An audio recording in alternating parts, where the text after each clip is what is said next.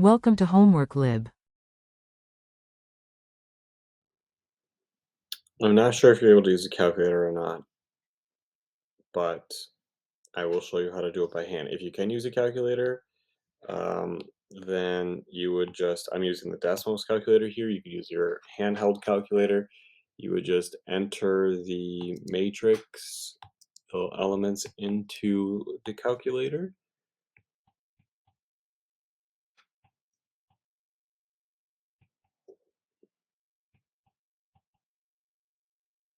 Once it's entered and stored, then you want the reduced row echelon form of that matrix and then interpret it.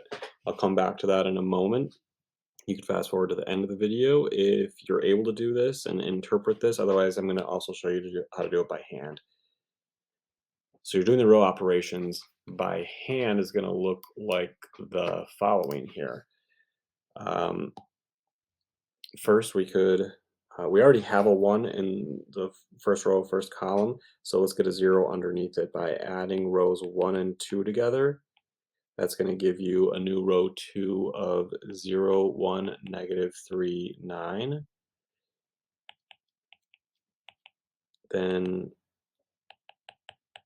let's work on getting a 0 in row 3. So you can um, add,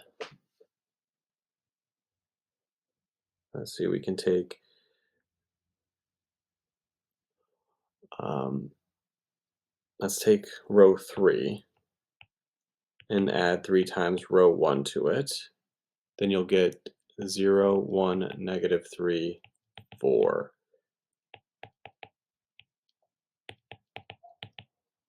Okay, now I'm going to move over here.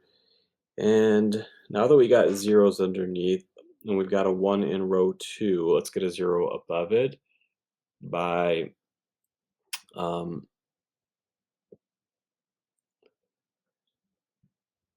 well,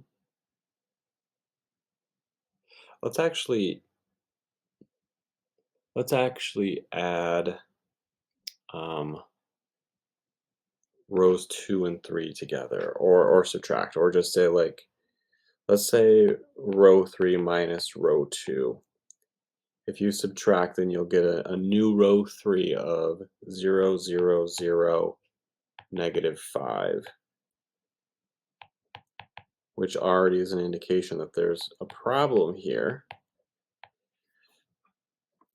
because now we can take a negative 1/5 of row 3, then we've got 0, 0, 0, 1.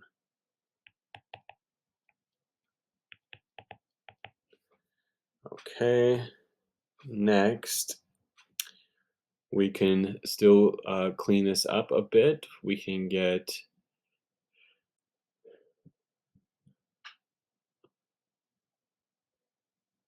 can add negative 9 times the third row to the second row, and then we'll get a 0 here.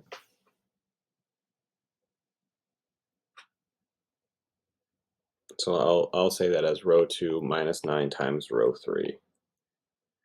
Then we get 0, 1, negative 3, 0. And obviously there's more than one way to be doing this. You don't have to do them in the order that I'm doing them. I'm just showing you how you would do this by hand to get it in reduced row form. Um, Next, let's get a 0 here by just taking row 1 minus 5 times row 3. Then we'll get a new row 1 of 1, 2, negative 9, 0.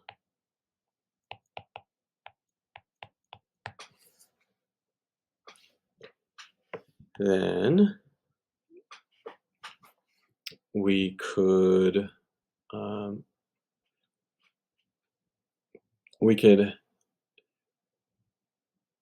multiply it. We could take row 1 and just subtract 3 times Actually, no. Subtract 2 times row 1, and that would be a new, actually, row 2 here, so that we can get a 0. So row 1 minus 2 times row 2 will give us our 0 here. That'll give us elements of 1, 0, negative 3, 0.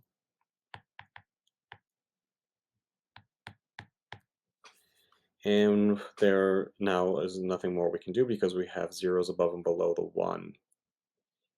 But this would mean that this is an inconsistent uh, system.